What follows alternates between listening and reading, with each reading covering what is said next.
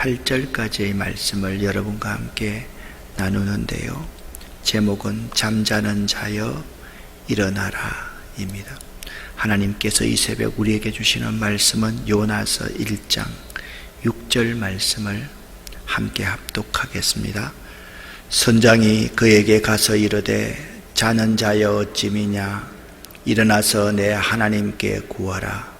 혹시 하나님이 우리를 생각하사 망하지 아니하게 하시리라 하니라. 아멘. 요나 이야기는 참 재미있고 동화 같습니다. 하나님과 요나 사이에 일어나는 일들이 실제적으로 동화를 보는 것 같습니다. 하나님은 요나에게 니느웨에 가서 외치라고 하시고 요나는 피하여 도망합니다.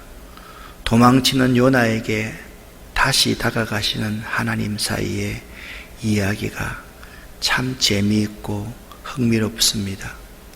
요나는 다시스로 가는 배를 탔습니다. 그런데 요나가 배에 타자마자 바다 가운데 큰 폭풍이 일어났습니다. 하나님께서는 바다 가운데 큰 폭풍을 일으키셨습니다. 그런데 요나는 배 밑창에 내려가서 깊이 잠을 자고 있는 것입니다. 이것은 참 이해하기 힘든 장면입니다. 웬만해서는 이렇게 잘 수가 없습니다. 이것은 요나가 단순히 잠든 것으로 볼 수는 없는 이유입니다. 요나가 이런 대풍랑 속에 깊이 잠이 든 것은 육체적으로 잠든 것일 뿐만 아니라 영적으로 잠든 것이라고 할 수 있습니다. 여기서 요나의 이 잠은 영적으로 요나가 무감각한 상태가 되었음을 의미합니다.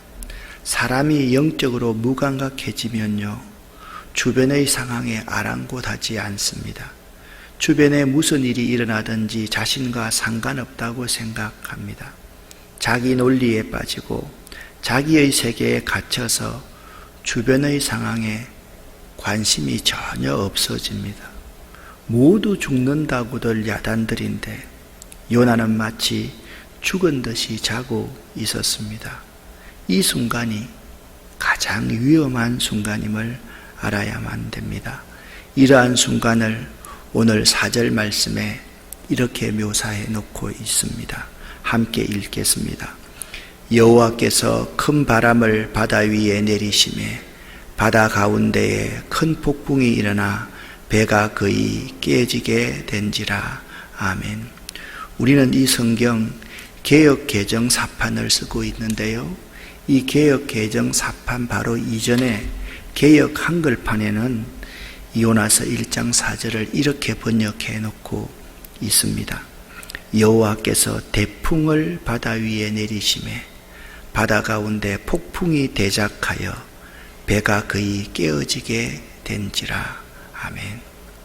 훨씬 더 이 상황을 더 스릴 있게 잘 묘사해 놓았다라고 생각을 합니다. 여호와께서 대풍을 대작하게 하여 배가 거의 깨어지게 된지라. 요나는 도망했지만 하나님은 자연을 통해서 자신의 뜻을 요나에게 전달하십니다. 여기 대작하게 하여, 이 대작하다라는 히브리어 헤틸이라는 말은 세게 집어 던지다 라는 의미를 갖고 있습니다. 그러니까 하나님이 이 순간 매우 강력한 간섭을 하신다라는 의미입니다. 하나님은 이렇게 자연을 통해서 요나가 가는 길을 막으시고 요나의 순종을 유도하십니다. 이것이 하나님의 은혜요 축복입니다. 어제와 그제 여러분과 함께 말씀을 나누었습니다. 길을 열어주는 사탄마귀, 길을 막으시는 하나님. 길이 열린다고 해서 다 하나님의 뜻이 아닐 수가 있습니다. 때로는 하나님이 길을 막을 때도 있습니다. 내 마음대로 안 되게 하실 때도 있습니다. 내가 원하는 대로 안 하게 하실 때도 있습니다. 이것이 하나님의 방법임을 알아야만 합니다. 요나는 도망했지만 하나님께서 대풍을 대작하게 하여서 요나를 강하게 간섭하시고 요나가 가는 길을 막으시는 모습을 볼 수가 있는 것입니다. 선지자는요, 하나님의 간섭 속에 있을 때 삶의 의미가 있고 삶의 활력도 있게 되는 법입니다. 믿는 자는 하나님의 간섭 속에 있을 때 참 삶의 의미 있습니다. 그런데 우리가 이렇게 생각하기가 참 쉽습니다. 여호와의 낯을 피하여서 4,000킬로나 되는 다시스로 도망하면 참 편하겠거니, 그렇게 생각할 수가 있지만 그렇지 않습니다. 아내가 간섭하고 아내가 잔소리할 때 그 아내가 내 아내인 거지요. 아내가 죽고 나면 잔소리할 사람도 없어서 얼마나 고독하고 힘든지 모릅니다. 우리 성령 하나님께서 우리에게 간섭하시고 우리에게 말하시고 하지 말라고 하시고 가지 말라고 하실 때 그때가 참 행복한 순간임을 알아야만 됩니다. 요나 선지자는 하나님의 간섭 속에 있을 때 자신의 삶에 의미가 있고 삶에 활력도 있었더랬습니다. 그런데 또 한 가지 생각해 봐야 될 것은 선지자는 선지자답게 살아야만 그에게서 능력이 나옵니다. 그런데 오늘 4절 이후를 다시 한번 보니까 선지자가 선지자답게 살지 못할 때 그가 어떤 취급을 당하는지를 우리에게 잘 보여주고 있습니다. 소금이 맛을 잃으면 밖에 버려져서 밟힐 뿐이니라 라는 말씀, 그 말씀처럼 요나가 계속해서 밟히고 있는 모습을 보게 된다라는 말씀입니다. 대풍이 대작했습니다. 하나님께서 대풍을 일으키셨습니다. 5절 말씀을 함께 읽어보겠습니다. 사공들이 두려워하여 각각 자기의 신을 부르고 또 배를 가볍게 하려고 그 가운데 물건들을 바다에 던지니라. 그러나 요나는 배 밑층에 내려가서 누워 깊이 잠이 든지라. 아멘. 선지자는요, 항상 올라가야만 합니다. 선지자가 배 밑층으로 내려가면 안 됩니다. 선지자는 배 위층에 있어야 됩니다. 예루살렘에서 여리고로 내려가면 강도를 만나게 되는 법입니다. 여기 두 사람이 있습니다. 사공들이 있고 하나는 선지자가 있습니다. 폭풍이 대작해서 배가 거의 파선하게 되어서 죽음의 위기를 맞이합니다. 그런데 사공들은 어떻게 합니까? 자기 신을 부르며 살려고 모든 물건들을 포기하고 살려고 발버둥치고 있는데 하나님의 선지자라는 사람은 배 밑층에 내려가서 누워서 잠을 잡니다. 이게 말이 됩니까, 여러분? 자, 똑같은 상황이 벌어졌습니다. 유라굴로 강풍입니다. 280명 가까운 사람들이 그 배에 타고 있습니다. 모든 사람들은 살 소망을 다 잃어버렸을 때 바울 사도 한 사람만 이렇게 말합니다. 여러분이요, 두려워하지 마십시오. 어젯밤에 내가 믿는 하나님이 여러분의 생명을 내 손에 맡겼습니다. 그렇게 말하는 사도 바울과 오늘 배 밑창에 내려가서 깊이 잠이 들어있는 이 요나, 이 두 사람의 모습이 참 대비되고 있습니다. 오늘 우리 믿는 자들의 모습이 때로는 믿지 않는 자들보다 못할 때가 많이 있음을 봅니다. 우리 믿는 자들의 모습이 불교인들보다, 샤머니즘을 믿는 사람보다 훨씬 더 못할 때가 있더라라는 것입니다. 지금 같은 상황에도 마찬가지입니다. 우리 하나님을 믿는 자들은 전전긍긍 아주 그냥 어떻게 할지 모르고 어떻게 하면 이 코로나에 걸리지 않을까 해서 방콕하고만 있는데, 그런 사람들은 지금 자기의 신들에게 기도하고 자기 것을 포기하고 살려고 발부둥치고 있는 모습을 지금 현재도 우리는 보고 있기 때문입니다. 믿는 자가 믿지 않는 자보다 못할 때가 훨씬 많이 있는 것 같습니다. 어제 여러분과 함께 말씀을 나누었지 않습니까? 주후 1660년경에 166년경에 로마에 연병이 일어났습니다. 그 연병은 10년에서 15년을 그렇게 긴 기간 연병이 일어났습니다. 사람들이 병듭니다. 그 사람들을 둘 데가 없습니다. 나라에서, 가정에서 그 사람들을 길가에 다 버렸습니다. 그때 소수의 그리스도인들이 그들에게 물을 주고 먹을 것을 주고 그들을 돌보아 주었습니다. 이 연병이 끝나게 되었을 때 그리스도인의 숫자가 배나 더 증가했다. 그것이 역사에 나오는 문헌입니다. 오늘날 이런 상황 속에서 우리 정말 그리스도인들이 믿는 자들의 모습이 때로는 믿지 않는 자보다 못할 때가 있다. 그것을 요나가 우리에게 보여주고 있는 것입니다. 사공들이 두려워서 그들의 신을 부르고 그리고 배 안에 있는 무거운 물건들을 다 바다에 버리고 지금 두려워 떨고 있을 때 선장이 나타나서 요나에게 이렇게 말합니다. 6절 말씀입니다. 다 같이 읽어보겠습니다. 사공들이 두려워하여 선장이 나아가서 그에게 이르되 자는 자여 어찌미뇨 일어나서 내 하나님께 구하라. 혹시 하나님이 우리를 생각하사 망하지 않게 하시리라 하니라. 아멘. 선지자가 선지자 노릇을 못하면요 선장의 소리를 듣게 됩니다. 자는 자여 어찌미뇨. 지금 깨워야 될 사람이 누굽니까? 선지자가 무엇하는 존재입니까? 잠자는 자들을 깨워야 될 존재가 선지자 아니었습니까? 그런데 지금 선장이 요나를 깨우고 있습니다. 자는 자여, 이런 상황에서 어찌 잠을 잘 수 있단 말이냐? 일어나서 우리처럼 네 하나님께 한번 구해봐야 되지 않겠느냐?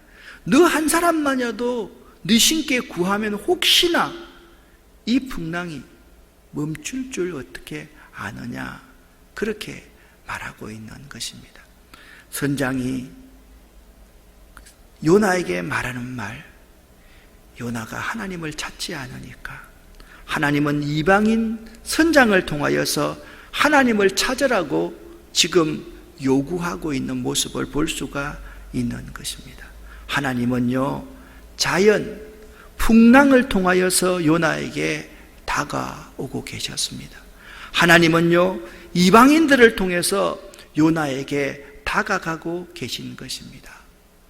계속해서 성경은 이렇게 말씀합니다. 7절 읽겠습니다.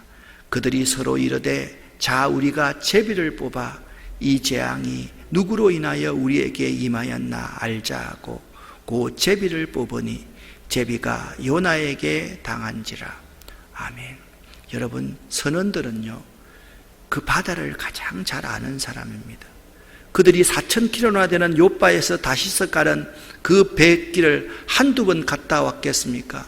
이 풍랑은 평소와는 다른 풍랑이라는 사실을 그 선원들은 직감하게 되었던 것입니다. 이상하다. 지금 이런 시기에 이런 풍랑이 일 리가 없는데 그런 생각을 하게 되었던 것입니다. 그래서 그들이 두려워하여서 각기 그들의 신을 버리고 신에게 부르짖고 그들의 물건들을 다 내어버리고 서로 이구동성으로 말하기 시작하는 거죠. 이 풍랑의 원인이 무엇인지 그 원인을 찾자. 그것이 바로 제비를 뽑자라는 말입니다. 말씀드렸듯이 선원들은 이 풍랑이 평소와는 같지 않는 예사롭지 않다는 것을 직감하였던 것입니다. 그래서 제비를 통해서 신에게 물어보기를 원했던 것입니다. 그런데 말입니다. 제비가 요나에게 당한 것입니다. 요나가 제비를 뽑게 됩니다. 8절 말씀을 같이 읽어보겠습니다. 무리가 그에게 이르되 청컨대 이 재앙이 무슨 연고로 우리에게 임하였는가 고하라. 내 생업이 무엇이며 어디서 왔으며 고국이 어디며 어느 민족에게 속하였느냐. 아멘. 아멘. 8절, 9절, 10절을 내일 새벽에 강해하게 될 것입니다. 좀 더 구체적인 것은 내일 새벽에 말씀을 드리겠는데, 무리가 요나에게 이르되 이 재앙이 무슨 연고로 우리에게 임하였는가 고하라. 여기 고하라에 해당하는 히브리어 하기다라는 단어는 이런 뜻입니다. 그들의 요구가 요나의 생명을 위협할 만한 매우 강력한 요구임을 나타내고 있는 것입니다. 배에 탄 모든 사람이 그 짧은 순간 요나를 향해서 죽일 얼굴을 하면서 지금 말하고 있는 거예요. 이 재앙이 무슨 연고로 우리에게 임하여서 우리가 죽게 되었는지 네가 이실직고하여라 라고 지금 그런 상황을 맞이하게 된 것입니다. 사랑하는 여러분, 선지자가 선지자 노릇을 못하면 어떤 상황이 발생하는 걸까요? 선지자가 선지자 노릇을 못하면 영적 침체에 빠져서 다 망해가고 있을 때 배 밑창으로 내려가서 잠자게 됨을 알아야만 합니다. 그리스도인들이 그리스도인답지 못하면 이러한 어려움의 상황에서 기도하지 않고 예배하지 않고 그냥 깊은 잠에 빠져 있을 수 있다는 점을 우리에게 말씀하고 있습니다. 선지자가 선지자답게 행동하지 못하면 하나님께서 자연을 통해서 치십니다. 하나님께서 믿지 않는 자들을 통해서 그를 치신다는 사실을 알아야만 합니다. 선지자가 선지자답지 못하면 믿지 않는 자를 교훈해야 할 선지자가 되려 그들에게 교훈을 받게 된다라는 것을 알아야만 됩니다. 선지자가 선지자답게 살지 못하면 선장에게 되려 질책을 당합니다. 어떻게 이런 상황에서 너가 잘 수 있느냐? 어떻게 그리스도인들이 그런 행동을 할 수 있느냐? 어떻게 그리스도인들이 그런 말을 할 수 있느냐? 이렇게 질책을 당하게 된다라는 것입니다. 또한 선지자가 선지자다웁지 못하면 세상 사람들 앞에서 수치를 당합니다. 이 얼마나 개망신입니까? 짧은 순간이지만 이제 자기를 고백해야만 됩니다. 나는 히브리 사람이요 하나님을 믿는 사람입니다 라고 고백해야 될 상황에 처하게 된 것입니다. 그러나 여러분, 여기에 세상 사람들과 다른 하나님의 귀한 섭리가 있습니다. 선지자가 선지자 노릇을 못할지라도 하나님은 요나를 포기하지 않습니다. 요나가 하나님을 피해 도망합니다. 불순종합니다. 반대 방향으로 달려갑니다. 그러나 하나님은 그런 요나를 이해하십니다. 상처받은 마음으로는 그럴 수밖에 없었다는 걸 하나님은 요나를 이해하십니다. 요나의 작은 머리, 요나의 약한 믿음으로는 그럴 수밖에 없었다는 걸 하나님은 이해하십니다. 하나님은 그런 요나를 내치지 아니하십니다. 다른 선지자를 요나 대신 세우지도 않습니다. 사랑의 손길로 끝까지 포기하지 아니하십니다. 요나가 순종을 배우는 고난 가운데 헤매일 때 하나님은 요나를 꼭 붙잡고 계셨습니다. 하나님에게는 선지자답지 못한 여호와의 낯을 피하여 도망자라는 요나가 너무나도 소중한 하나님의 자녀였기 때문입니다. 여러분과 나도 마찬가지입니다. 때로는 하나님이 사울처럼 내가 너 세운 것을 후회하노라 그렇게 말씀하실 수도 있을 터인데 우리 같은 존재들을 끝까지 포기하지 않고 기다리시고 풍랑을 통해서 믿지 않는 사람들이 욕하고 우리를 비난하는 것을 통해서 우리를 찾아오시고 우리를 꼭 붙잡고 계신다는 사실을 알아야만 됩니다. 쉽지 않았던 여러분과 나의 인생길을 한번 되돌아보십시다. 이제껏 우리는 하나님을 등지고서 각기 제 길로 가려고 했지만 하나님은 여러분과 저를 늘 이해하시고 위로해 주셨지 않습니까? 무엇보다도 끝까지 놓지 않아주신 하나님을 찬양하며 하나님을 사랑한다 고백할 수 있는 이 새벽이 될 수 있기를 예수 이름으로 간절히 축원합니다. 이게요, 요주의 인물인 나를 향한 하나님의 사랑과 은혜와 축복임을 기억할 수 있어야만 합니다. 사랑하는 여러분, 폭풍이 대작할 때는 자다가 깨어날 때인 것입니다. 이 시대에 그리스도인들이 너무 깊이 잠들어 있었습니다. 그래서 하나님은 코로나 바이러스를 우리에게 주지 않았나라고 저는 이 새벽에 생각해 봅니다. 이 세상은 사람들이 하나님의 말씀에 무감각하고 하나님을 버리고 하나님을 피하여 죄악과 인간의 오만 속에 깊이 잠들어 버린 세상입니다. 세상의 많은 사람들이, 아니 세상에 무늬만 그리스도인 우리들 한 사람 한 사람들이 육신의 정욕과 안목의 정욕과 이생의 자랑으로 죄악에 잠들어 버렸습니다. 우리 믿는 자들이 이런 세상에 대해서 책임을 잃어버리고 도리어 그들과 함께 깊이 잠들어 있을 때 우리를 깨우기 위해서 폭풍으로 다가오시는 그 사랑과 은혜의 하나님, 우리가 그들과 함께 깊이 잠들어 있을 때 우리를 깨우기 위하여서 믿지 않는 사람들이 들고 일어나서 우리를 개독교라고 욕하고 목사인 것이 부끄러울 때가 있고 비난하고 비판하는 것을 통해서 하나님은 우리 그리스도인들이 깨닫기를 원하신다라는 사실을 기억할 수 있어야만 됩니다.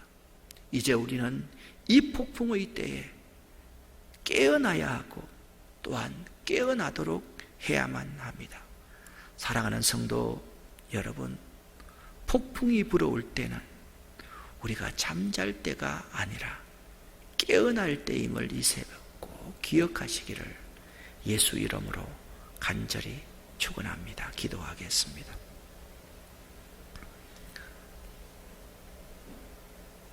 살아계신 하나님 아버지, 우리들이 잘못했습니다.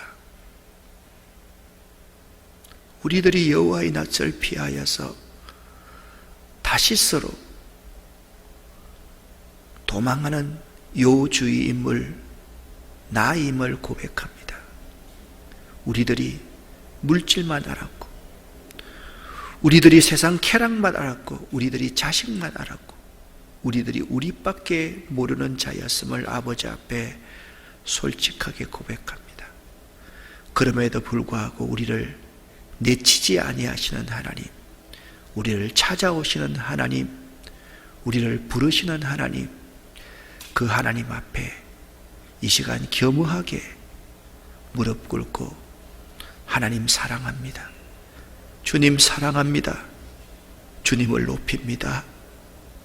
그렇게 저희들이 기도할 수 있고 고백할 수 있기를 원합니다. 우리 아름다운 교회 새벽 제단이 깨어날 수 있기를 원합니다. 우리들이 잠자다 깰 때가 이때임을 고백하는 귀한 시간 될 수 있도록 도와주시옵소서. 하나님, 오늘 입원해서 내일 수술받는 우리 신상이 자매를 기억하여 주시옵소서. 불쌍히 여겨주시고 고쳐주시옵소서. 우리 주연이가 이제 20살 간 넘은 주연이가 어제 하나밖에 없는 어머니를 잃어버렸습니다. 이제 그에게 아무도 없습니다. 22살짜리 그가 이제 홀로 살아가야 됩니다.